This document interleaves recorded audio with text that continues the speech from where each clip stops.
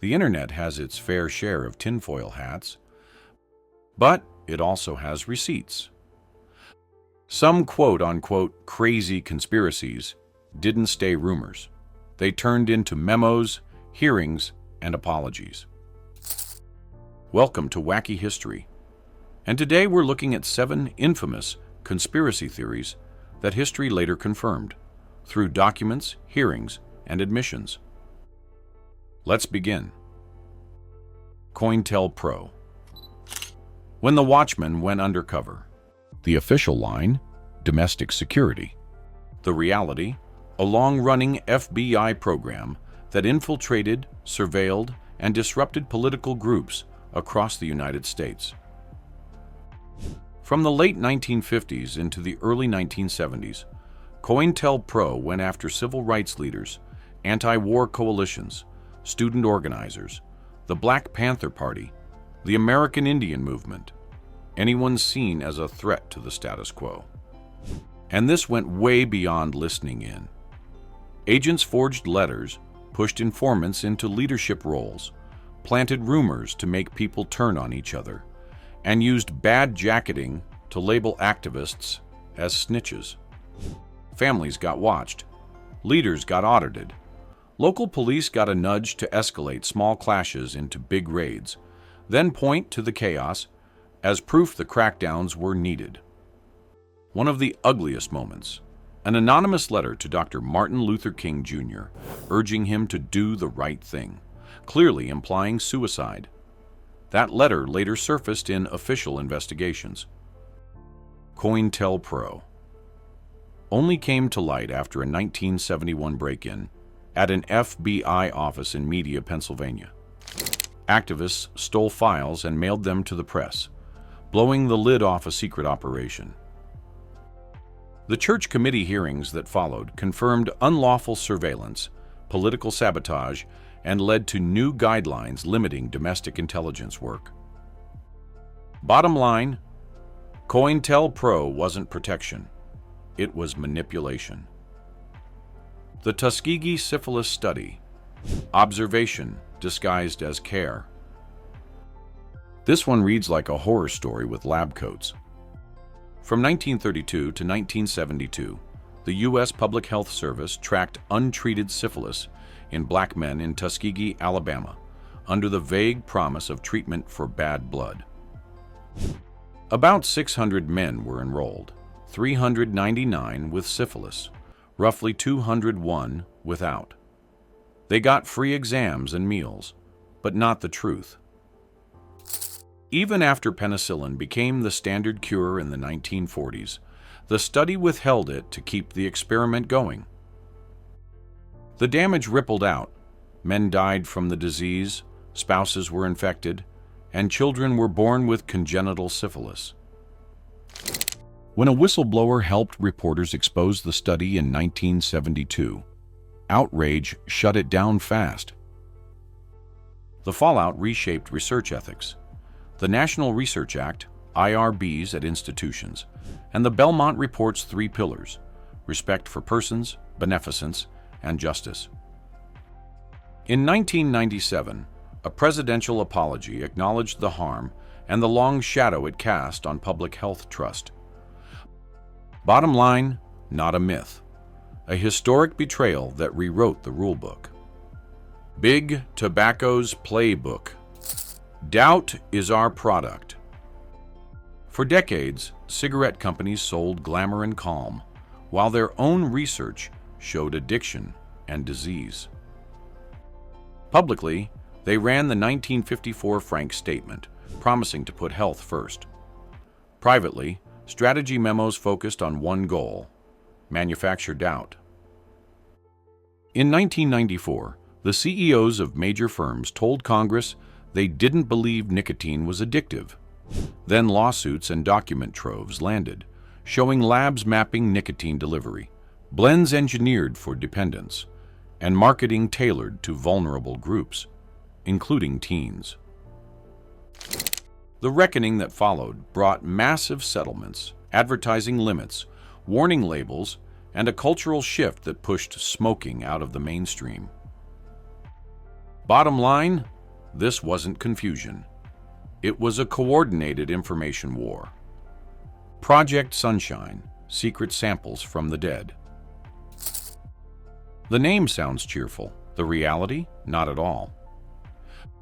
During the Cold War, US and UK researchers launched Project Sunshine to measure radioactive fallout, especially strontium-90 that moved from soil to crops to milk to bones.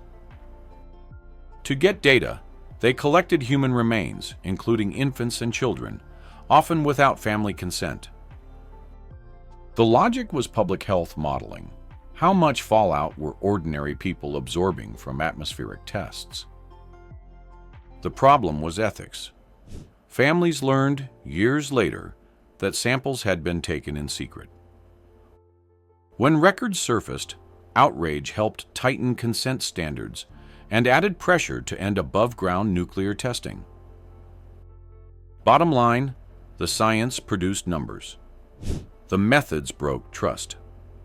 National Security Agency mass surveillance, the fantasy that wasn't. For years, broad claims about government data collection sounded like late-night radio. Then 2013 happened. Edward Snowden's leaks showed the architecture. Prism for data from major providers, upstream for backbone cables, X-key score for powerful querying, and secret court orders under FISA and Section 215. These programs vacuumed up bulk communications, phone metadata, and internet traffic, raising constitutional questions and global backlash. The disclosures sparked lawsuits, new transparency reports, and tech's sprint toward end-to-end encryption. Part of the Section 215 phone records program ended in 2015. Supporters argued the tools stopped threats. Critics said mass collection overreached and chilled speech. Whatever your view, one point isn't up for debate. The surveillance existed, and it was massive. Bottom line, not rumor, policy. Operation Northwoods, a plan that should chill you. Post Bay of Pigs, tempers high, nerves higher.